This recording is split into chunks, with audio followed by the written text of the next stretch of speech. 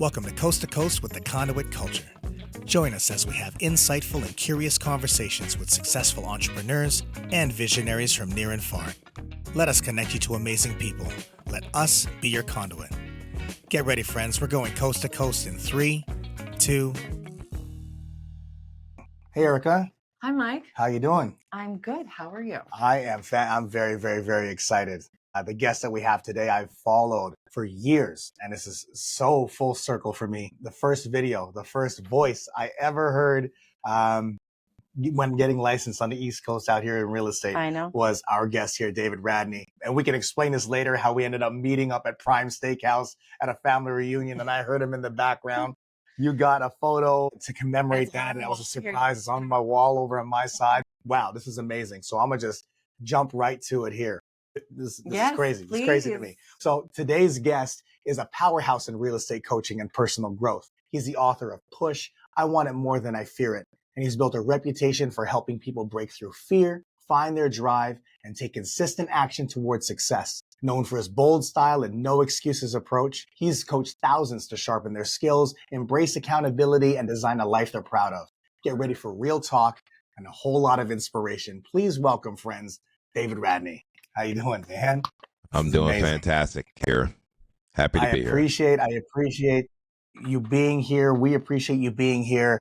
And after that intro, can you please tell our viewers and listeners and give your own little bit of an intro to just introduce a little yourself? bit about yourself? Yeah, well, first of all, I have to say, man, meeting you in Vegas, like it was such a big deal for me. I was with some of my friends that were with me when I started coaching and starting building up my name and my brand. And they were like, videotaping this, like, this is David's celebrity moment. Like, what's happening right now? Like, we were all like, what's happening right now? Yes. You made my night, man. It was good to meet you in person. So I just have to say that, man. You definitely made that whole trip for me. So appreciate you coming up and saying what's up, man. That was awesome. I appreciate that. I mean, there's no coincidences. You know what I mean? There's no coincidences. The universe makes things happen. And it was just really just a powerful, powerful moment when the world and the universe lets you know you're exactly where you need to be in that moment. And that was amazing for me. I just want you to let you know. Amen to that, man. I appreciate you. And I'm happy to be here. So a little mini intro on me. Let me just say this. Yes, I'm a real estate coach. I will just tell you that I don't have it all figured out. I'm not the perfect coach. My program is not the perfect program. I think what makes me stand out from a lot of coaches that you may meet is that I actually really care whether or not you succeed. It's not transactional for me. And I have so many people I talk to and they're like, I signed up with this coaching program and it just didn't feel well. And once they start working with me and become part of my ecosystem, they see I never go away because I'm locked in. I want to see you succeed, but at the same time, you guys are pushing me to show up and do my very best every day. So I believe iron sharpens iron. And I love being a coach because not only am I helping people, you guys help me grow as well. And I need people to understand that. That's beautiful. That's beautiful, D-Rad. I'm not going to call you D-Rad. I'll call you David.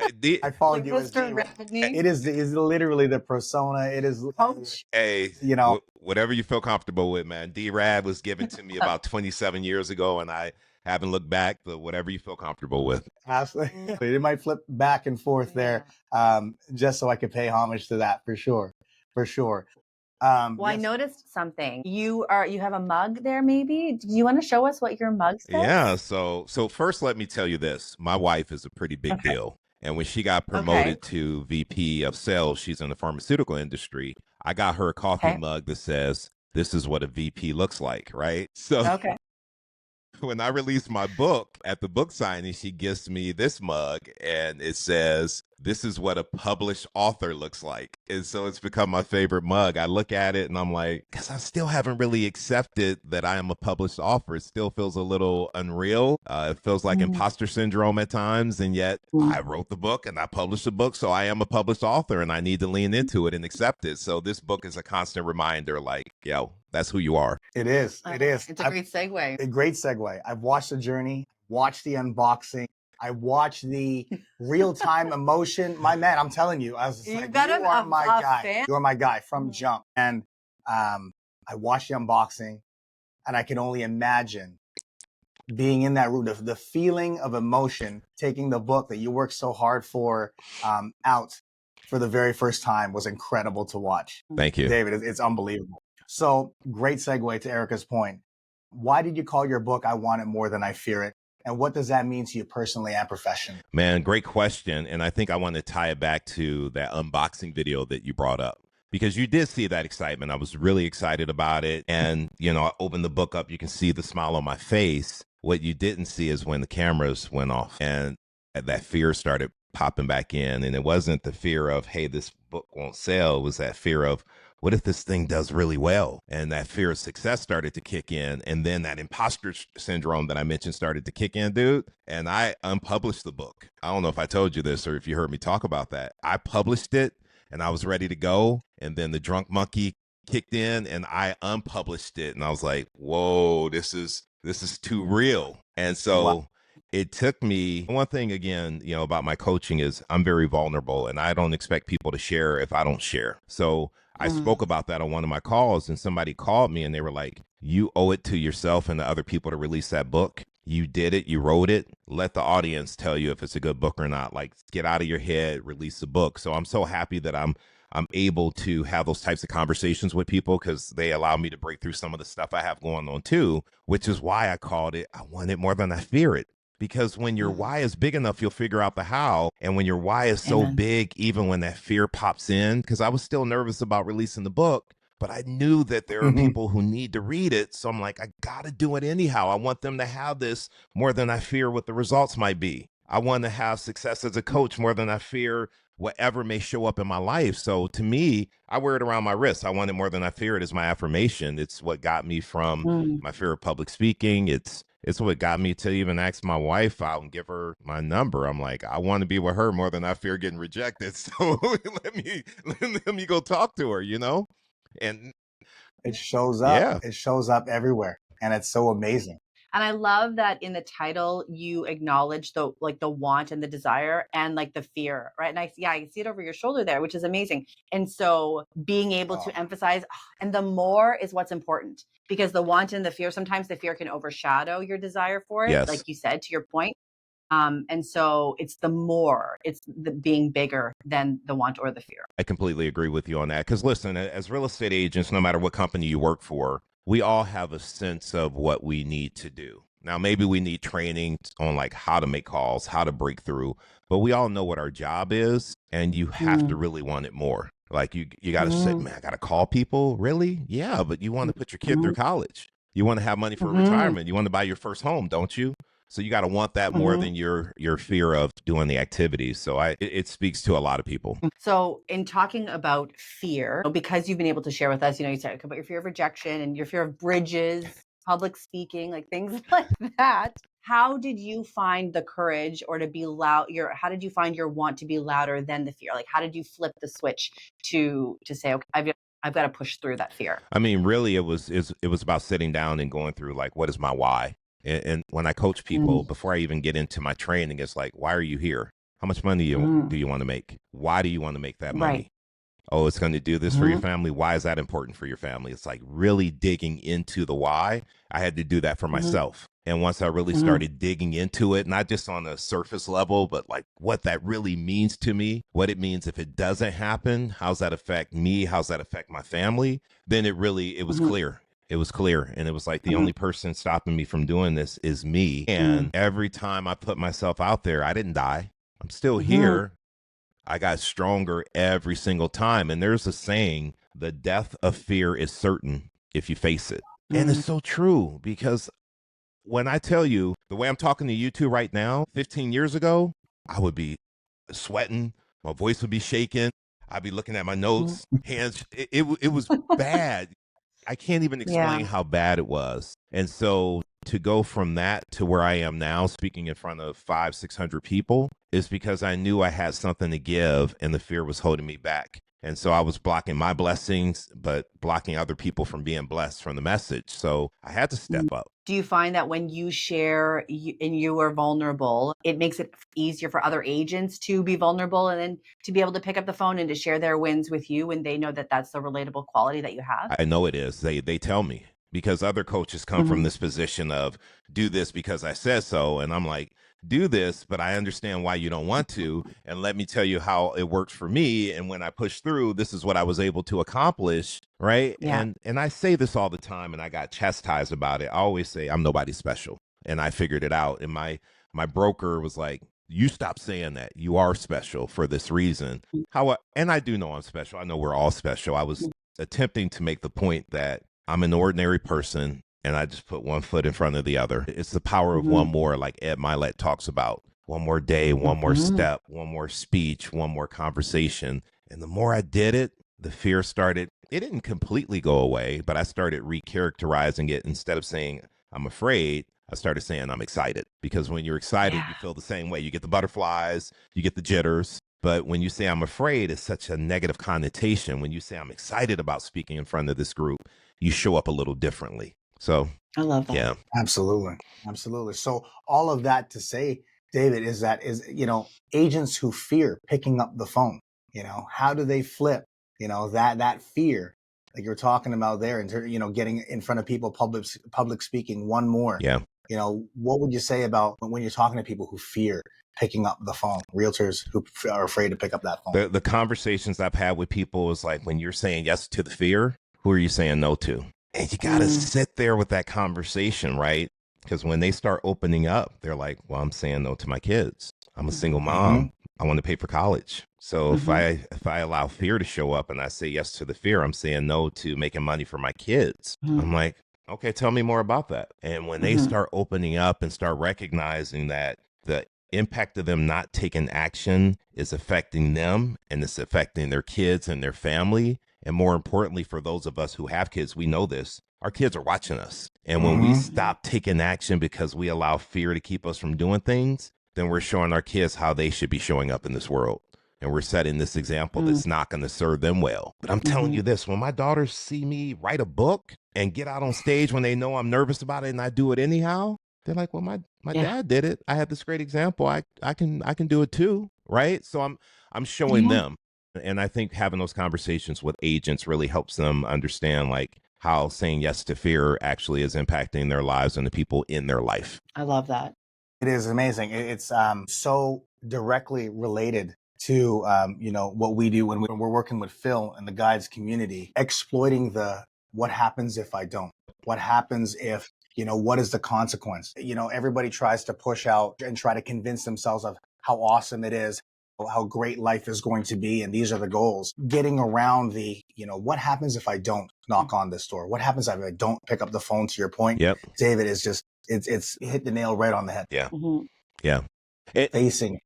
And here's the thing. It's not just in work, it's in your personal life too, right? Working out, taking care of yourself, your fitness, like that fear. I talk about it in the book, and you'll read it. I have a chapter in there about finding out I was a type 2 diabetic and having this conversation with my doctor about, making choices. And I had to want it more than I feared it, right? So I saw my grandmother lose her toes, her legs, her eyesight, her life to diabetes. And so when I had that conversation with my doctor, it hit me a little different. I had to make some different decisions because, of the fear of like my health and not wanting to live the way she was living in her life. I don't want to give too many details because I know you guys are going to be reading through the book, and I wanted to really hit you when you read it. But it's impactful personally as well. And it's amazing to, once you are open to it, to realize just how intertwined our personal and professional lives are. Yeah. And how the big whys tie in from our work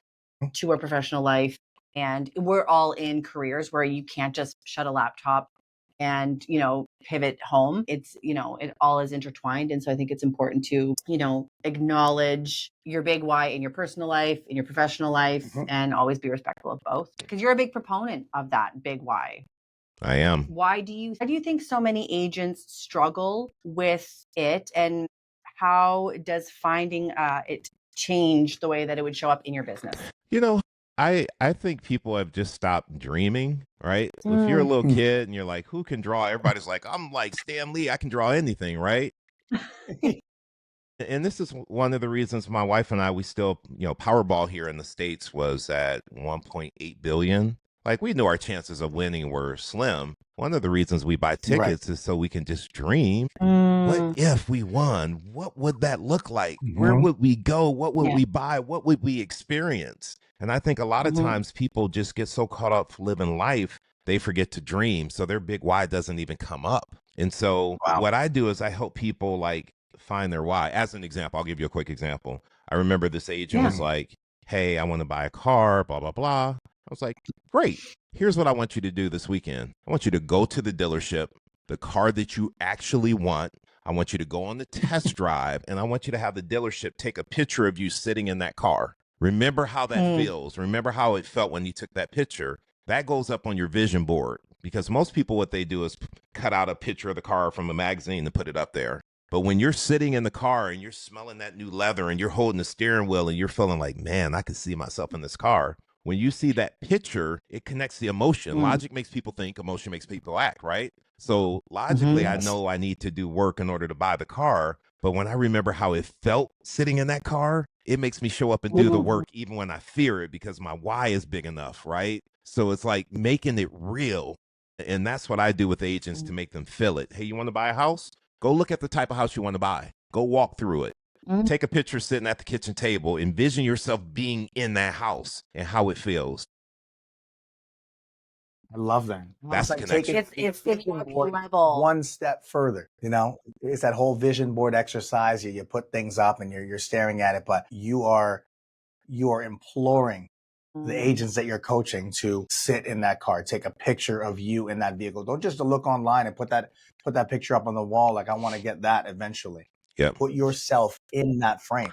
Put yourself in that home. I love that. You got to do it, man. Steve Harvey, you guys familiar with Steve Harvey, right? I don't know when he became this motivational speaker, but he's become one. Right. And he said something. He was like, hey, the next time you take a trip, spend the money and buy first class. See what happens when they close that curtain. See what type of service you have, what type of experience you have, and then it'll change the way you fly. So when I did that, not that I haven't flown first class before, but normally it's like my wife's company's paying for it. When I bought my ticket to fly first class, I was like, yeah, this is how I want to fly. Number one, I'm 6'4". I need the leg room, right? And I want to be able to say another scotch on the rocks, please. So, but anyhow, I wanted to have that experience, and I did that, and it made me come back, and I'm like, I need to work a little harder because I want to fly first class every time I fly. I know what that looks like now. I experienced that for myself, and I know how it felt sitting in that seat. So when it's time for me to grind a little bit, I know what I'm grinding for. I love that. Yeah. That's amazing. Yeah, so good. That's amazing. That's where people like Sean Connery would have flown. That's where, you know, what was that? Daniel Craig would have flown. Yes. You know, all 007. Yes, 007. Yes, Right. yes, yes. The secret, the secret double agent, the 007 agent. Yes, sir. But that is like no fly zone for agents out here. You know, and the segue of being, you know, you talk to agents and you express to them how being a secret agent is not, you know, where you need to be. Like, you cannot be there. Right. Right. So Yeah, elaborate what you mean by a secret agent. Yeah. So I'll tell you, I can just speak personally. I used to walk around and nobody knew I did real estate, right? I wasn't wearing the shirt that had my company's logo. I wasn't wearing the name tag. I wasn't posting content that showed people I was in real estate. Mainly because of fear. Like, I didn't want to show up wrong and look silly on video. I didn't want to go up and start talking to someone and they were just like, oh, not another agent. I don't want to talk to you. I didn't want to call a FISBO and get cursed out or call an expired and get hung up on. So I was just operating as a secret agent. And I realized really quickly that I got to let people know who I am. So I stopped going to the ATM, started going into the bank. Right. With purpose, with purpose to, I'm going to meet one person here and get my card out. Man, by the end of, the year, I walk into the bank and it was like the show Cheers. I walk in, everybody like, D-Rad, what's up? Like everybody knew me. Right. I wish my daughters were here because they hate going out with me, because the guy at Costco who pumps my gas, I know, the guy at the fish market, the lady at the flower market at the grocery store, like everywhere I go, people are like, hey, what's up? because I make them in it and talk with them, and they know who I am. They know what I do. And although I don't do real estate anymore, that's just ingrained now. That's who I am. So I'm always talking to people and getting to know people. And I think as agents, if you want more business, you have to have more conversations, and your conversations have to be about real estate. So wear something that introduces real estate into the conversation. Maybe a t-shirt at the gym that says, ask me about the market, right? Whatever it is, you can't operate and be a secret agent. You got to let people know that you're available and open for business and be willing to have those conversations. And what are some tools that you could encourage somebody who maybe is falling into that secret agent category? What is something that maybe one thing that they could do to step out of that comfort zone? So one thing they could do, take a challenge. I used to do it personally, so I'll tell you about it. 5 business cards in your pocket every day. You don't think about it, but how many people do you come in contact with every day that you would just let walk past you and not say anything about real estate? So my commitment that I made with honor to myself was that every day 5 business cards in my pocket, and I had to give them out, and I had to have a conversation about real estate. You guys want to guess what happened when I started doing that? Tell us. I got business. Like at the liquor store, I'm talking to somebody. I remember it, this lady, Etty. She's looking at wine, and I'm looking at some wine. I'm like, hey, there's this really good wine you should try. And she's like, we're buying wine for our daughter's wedding. We got to buy a bunch of wine. I said, listen, this wine is $15 a bottle normally, but it's on closeout at $3.50 a bottle. I bought a bottle. It was so good. I came back and bought 2 cases. And she's like, yeah, but it's my daughter's wedding. I don't know. I said, here's my card. I'm a local real estate agent in town. Here's my card. Buy a bottle. If you don't like it, I'll refund you the money personally. Oh, you're a real estate agent? Our house just came off the market. Do you think you could sell our house? I'm still in touch with her to this day. We are good friends. I got the listing and everything because I was purposeful about, you can't always make it about real estate. I made it about the wine, but I put in, hey, I'm a local real estate agent. Here's my card. Let me know what you thought about that wine. And if you didn't like it, I'll reimburse you. That turned into me getting a listing. So just have the conversations, bring it up. Yeah. Absolutely. I think that what's so magical about that moment as well is that you don't start the day with 5 cards and just card people for the sake of carding people. Right. You were there in that moment. You're present in that moment, and you valued that conversation so much to be able to carry it back and forth, not just, telling people you're a real estate agent, hey, call me if you need my help. You were there in a relatable moment. You provided help because everybody wants to help somebody. Right. And then that is how you were able to pass your card along. And there was a lot more meaning there because it wasn't just about real estate stuff. It was about wine. That's right. And you listened. That's right. But even though there are going to be times when you don't have a whole lot of time and neither does the other person, I have no problem saying to people, hey, I'm not sure if you can help me with this. Here's my card. I'm a local real estate agent. I have a goal of helping 30 families this year buy or sell or invest in real estate. Who do you know that I should be talking to right now? Just that. And they're like, oh, well, we want to buy. Or, hey, our neighbor. It just, even just putting it out there in the ask sometimes is all you have to do. It's just creating the conversation. I love that. Yeah. Staying curious. It's everything. Yeah. I always stay curious. Yeah. It's just such a, it's you open you door uncover for, more. You know, you uncover more, right? Just that curiosity is just so beautiful, right? So I'm curious of this pinata analogy that you've talked about the invisible progress. Can you elaborate on what you mean by invisible progress in the pinata analogy? I absolutely can. And I talk about it almost every week to a different agent because people get discouraged because they're doing the work and they don't think anything's happening. And so they start slowing down and taking their foot off the gas. And the whole purpose of that conversation is so they keep their foot on the gas. So I'll explain it to you this way. When I say a piñata, you can visualize it, right? You're at a kid's birthday party. The piñata's hanging from a tree, is stuffed with candy, right? And so the first kid, you spin the kids around, you give them the little bat, they hit the piñata, right? Typically nothing happens, right? So second kid goes up, third kid goes up, fifth kid goes up, right? And they're all hitting this piñata and nothing happens. And then kid goes up, swings the bat, it just breaks wide open. The question is, who broke the piñata? Was it the last kid or was it all the kids hitting that piñata? Were they making some invisible progress that we couldn't see, but it was actually breaking that piñata down? I like that. And that's what it is. That is the case. And so I use that example, that analogy to explain to agents, every call you make, every conversation you have, you may not be getting the outcome you're looking for from that call, but the more they hear from you, the more you follow up, the more they hear your voice, the more questions you ask, the more curious you are. And they see, hey, this person is really plugged in to what we're attempting to accomplish by selling this home. Let's give them a shot. That invisible progress is happening every time you call and reach out. And sometimes when you're calling Fizbos here, nothing's happening, but then you're getting referrals over here. It's that activity breeds activity. Just because you're plugged in, putting the energy out, things come to you. Mm. And so what I just need people to understand is that there's progress happening, but if you give up at the 11th hour, you don't tend to win. It's like that image you see where the guy is in the gold mine and he's trying to break through to get to the gold.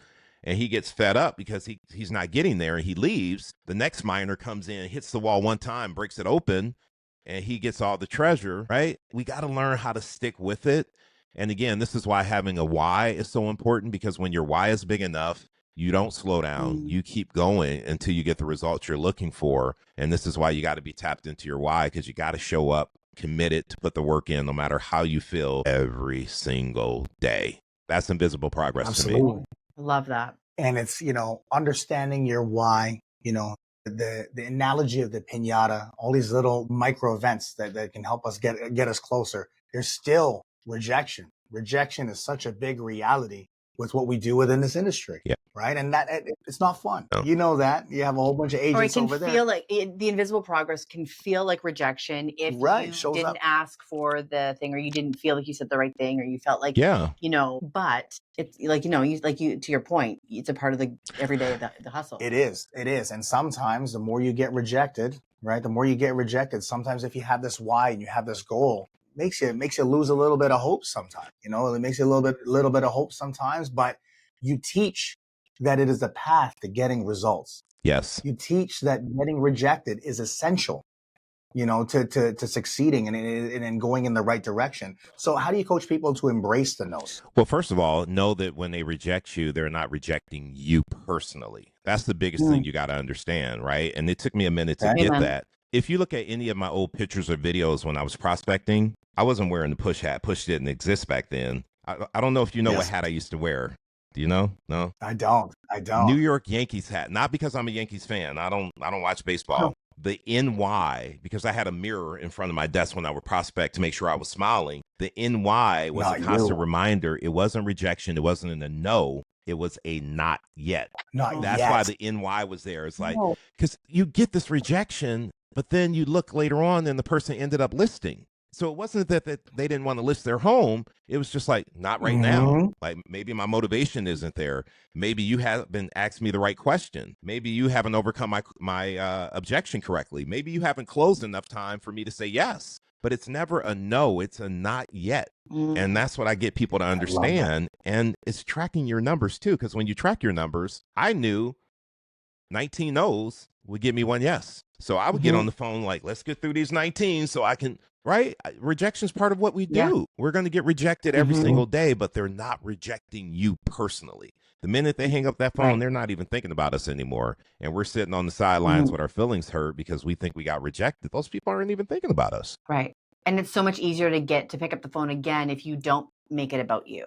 If you don't take it personally, if you can get over that was not successful, but it's not me, let's try again. It's a little bit easier to get through that. Can I give you and your listeners what I think is a key to being successful as a real estate agent? Please. You guys heard of Zig Ziglar? Yeah. Yes. He says something that I believe in. I run my life and business this way. If you help enough people get what they want, you always get what you want. So the way that you pick up the phone time and time again and not feel some type of way is get on that phone and say, my focus is to help them get what they want.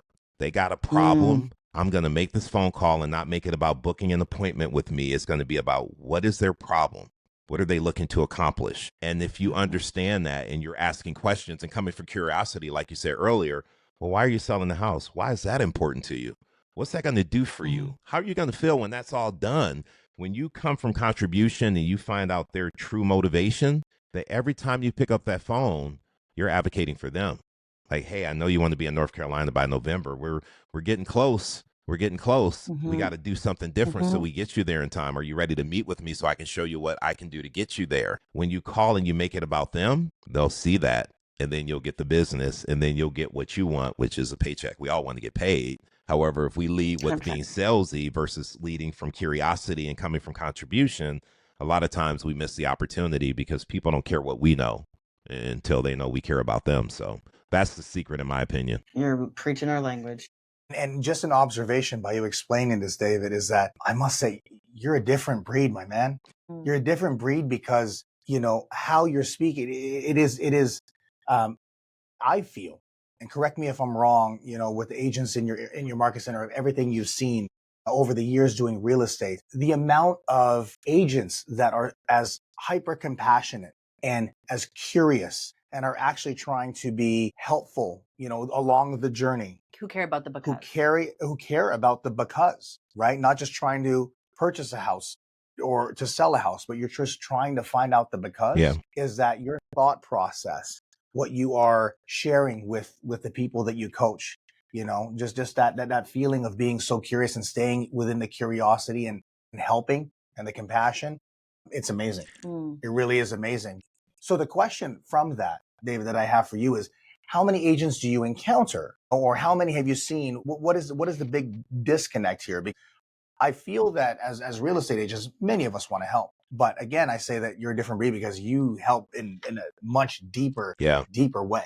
I think the disconnect, unfortunately, is I don't play golf, but I've heard that if you start playing golf and you don't know how to do it correctly, you develop these bad habits that are hard to correct. And I think a lot of times these people initially get into real estate and they're told, just go for it, just keep going, keep closing, show people why they should work with you. Right. And I used to be like that. So I kind of get it. I kind of understand it. However, when I learned to slow down and come from curiosity, it's a game changer. Even if you're getting a freaking objection, like, hey, we're not going to sell right now because the market's not great. Instead of trying to overcome that, I'm coming from curiosity. Help me understand why you think the market's not so great right now. I'm just being curious. And from that, you're going to tell me what I need to know to overcome your objection. And so I just feel like a lot of agents are getting the wrong training, or they're watching these slick people on social media. They just want you to sign up for a coaching program. So they're telling you stuff that sounds good, but it's not really serving you well. My whole process is, I got these free calls you can come on. Come see who I am. See how I show up as a coach. I'm not asking for money. I want to help you. And if I can help you make some money for free, when you need more help, guess who you're coming to? Let me help you get what you want. And I think that that's a huge component to your point about what the push framework is. Yes. Is that it's about more than script. It's about more than just prospecting. It's about more than taking in the training and then not implementing it. It's about mindset and designing your life around what matters the most. But how do you personally balance that? And how would you advise somebody else who, who's an agent, whether they're just getting started or they're a veteran, how do you balance success and personal life? It's a great question. So Mondays I take off and I hike and I do my photography. If you follow me, you may know that. I follow something that I was introduced to called the 137. Right. I learned about it on Pivot Shift. Right. And so I'm writing a whole book about it called the 137 Theory, about how I unplug 1 day a week, a 3-day weekend once a month, and how I take 7 days off a quarter. Because how I deal with the balance is understanding we all have the same amount of time. All of us have 168 hours every week. How do you spend that time and how does it serve you well? And so people think they don't have time to take off, but you do. Think about every time you take a vacation. Leading up to that vacation, you get more business and more work done than ever before because you have this deadline. Like, I got to get this done before we leave, right? Preaching to the choir. So you get it, right? We get it. That's why I take my Mondays off, because when I'm taking Monday off, I know I got to do all these things leading up to Monday so I can have that time for me. It allows me to be even more successful. And the fact that I can take that Monday off and as an introvert, really recharge because I'm constantly talking to people and pouring into people, I get physically drained. I need to replenish myself. And it just gives me time to just focus on like working in my business, thinking through what do I want my business to look like. And I wish more agents understood that we're professionals. And just like a doctor, a dentist, a lawyer, an accountant, they're not available 24/7. They're not available 7 days a week. They have working hours. And if you call them after 7, you get a voicemail saying, we'll call you back the following business day. I cannot stand when I hear agents say, I'm available to my clients 24 hours a day. And I'm like, well, you shouldn't be. You shouldn't be. Because when you're saying yes to them, who are you saying no to? Yeah. Your kids are seeing that Really real estate's more important than they are. Right. I know I'm preaching. I'm going to stop preaching, but you get my point. No, but it's good to hear. This is it. I mean, it's just I say it enough. louder for every, that is that saying. Say it louder for the people in the back, and it's that's not that's couldn't be farther from the truth. What you just said there. You say yes to something, you say no to something else, and then if one of the components of your why is your family, is your children, is your personal sanity, is your enjoyment of living this life that you have created and designed because of your hard work, you're saying no to that. Yep. By saying yes to things, and that are unnecessarily realistic. Well, listen, my personal piece is extremely important. I want to have a life by design, and I design my life. I've turned down money to speak on Mondays, and I don't tell people I'm out hiking. I just say I'm not available Monday. Yeah. But I'm out hiking, smoking a cigar, just journaling, writing my book, playing my guitar, whatever I do, taking pictures. Photography, like I do that, but it allows me to come back on Tuesday like, I'm fired up. Let's go. So love that. It helps me. Amazing. I love that. It's definitely, it shows. And again, as somebody who has been lucky enough to follow you, over the past 5 years. Oh, yeah. Wow. 5 years. Wow, man. Being out here, I mean, it's such a joy. It's really full circle for you both. Wow. Yeah. To have, for you to have the podcast, for us to be able to sit here and talk to David, and then for David to be on the podcast celebrating his book as a new published author. So excited, man. It's so exciting. So excited. So we have one. It's what a published author looks like. I love it. I love it. I love it. What's in there right now again? Is that tea or is that coffee? Actually, coffee. I'm working on reducing my alcohol intake. And so I like to just have something to sip on in the evening time. So I really have gotten into coffee, like different espressos, decaf in the evening, of course. And I sip on coffee like pretty much the whole day. And coffee goes great with cigars too. So, it's all good. 100%. Win. Yes. 100%. 100%. So the question that our final question, man, I feel that we could be talking for, I mean, you have so much insight, gold, just amazing things over here. So you are a lifelong student. You believe in, I remember following you. You're right there for Tony Robbins' big thing. You're up there. You photoed that you were over there. You go to conventions. You like to learn just as much as you like to teach. What is your opinion about professional development within this career, and why is it so important to invest, not just pay, because cost versus investment? Why is it so important to invest in yourself and your own growth within this industry to sharpen your skills? I love that you brought that up, because that's what I tell people when they're looking at taking my training program. I'm like, this is an investment in you, and you should be able to see what the returns will be so you can see if it's worth the investment, right? We have to invest in ourselves, especially now, like the way the world is growing with AI technology. People who are not taking the time to invest and learn that, they're going to get left behind, because it's growing so quick. I can barely keep up, and I'm in it every single day. Right. 100%. So I think it's really important to invest, because right now it's social proof and being able to show people that your business. And when they have so many different people to choose from, the way you stand out is being able to know the market, know how to market the property, know how to use AI technology, know how to talk about all the things at a high level where they see, oh, this guy knows his stuff. He priced my property. He explained it to me, how he ran the comparables. This makes all the sense. He knows what type of market we're in. He knows the absorption rate, all those things that we need to talk about. You learn that by investing in yourself and going to training programs and learning how to use that information and articulate it to your customers, because they have choices. If you want them to choose you, if you want them to pay you what you know you're worth, you got to have that type of conversation where they see your value. And if you are not investing in yourself and going through training courses and learning how to get better as a real estate professional, you'll get some business, but you're going to lose out on a lot to the people who know what they're talking about. So you got to make the investments in yourself. Absolutely. Amen. Absolutely. I mean, Yeah. yeah. So sorry. No, I was just going to say, I was going to ask him how people can find him and to learn about this. Oh. Here's the big plug. We need to hear everything top to bottom. All right, so the easiest way to find me at my website, davidradney.com. It's my link tree, so it will, show you all the things that I'm on. So davidradney.com is the easiest. I have a big presence on Instagram, so it's David Radney Push, right? So I would recommend you go there. And then from all those places, you'll be able to get to my YouTube page. I have a YouTube channel. I have a podcast that I do. I have so many things I do. If you go to davidradney.com, you can really find everything there. And you can also order the book. And the way I have it set up, I'm not looking to give all my money to Amazon. So I have it set up where you order directly from me.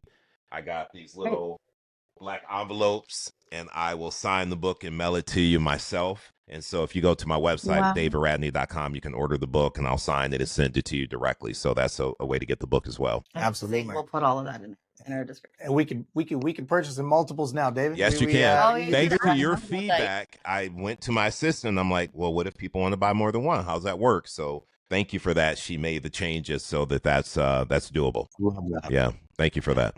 I love it. Yeah. I love that. Now, before we sign off, I had absolutely. We want to be able to bless people. We don't want to block them. I mean, your book contains a lot of insight, great analogies. Just shows an inside glimpse to how your thought process, your brain works, and how you view how the industry, you can become very successful in this industry and your personal life as well. Yeah, you just make it make sense. You really do. Okay. And it's very helpful in an industry that's always go, go, go, go, go, go, go. Right. The analogies, and it just makes sense and it's easy to follow. People who have a busy brain are very grateful for that. Okay. I appreciate that. Absolutely. Absolutely. Well, David, again, I can't thank you enough. I really can't thank you enough just for for how I ended up seeing you for the first time, through those little, and I commend you on how much content you put out there, the consistency of you letting everybody know that you're jumping on this call, lock in, get on here. Your Instagram lives, you imploring people. I want to see people's faces. Turn your camera on. This is not one of those things, we're going to be working through situations. I want to see your face. I mean, you are so locked in with your community and those who want to be able to learn from you and be inspired by you. It's just amazing. I mean, this feeling will never go away. The picture of us for the first time is on. We'll send you a picture. Yeah, I've tagged them in it as well. Yep. That feeling will never go away. And then now this podcast will be here to stay. This episode is amazing. So David Radney, thank you. Thank you. I appreciate you guys. Absolutely. Have an amazing week. Have an amazing week. Well, this was a great start to my week. I've been looking forward to this. So thank you. It's good to connect with you guys and see you and have this conversation. And I look forward to seeing the episode when it comes out. 100%. Amazing. 100%. Send you the link. Okay, friends. You saw it here. Thank you for watching here. DavidRadney.com. Absolutely. Mike and Erica, Conduit Culture. This is one you want to replay. Yeah. DavidRadney.com. Get all of his stuff. Order his book. Okay. Take care, everyone. Thank you.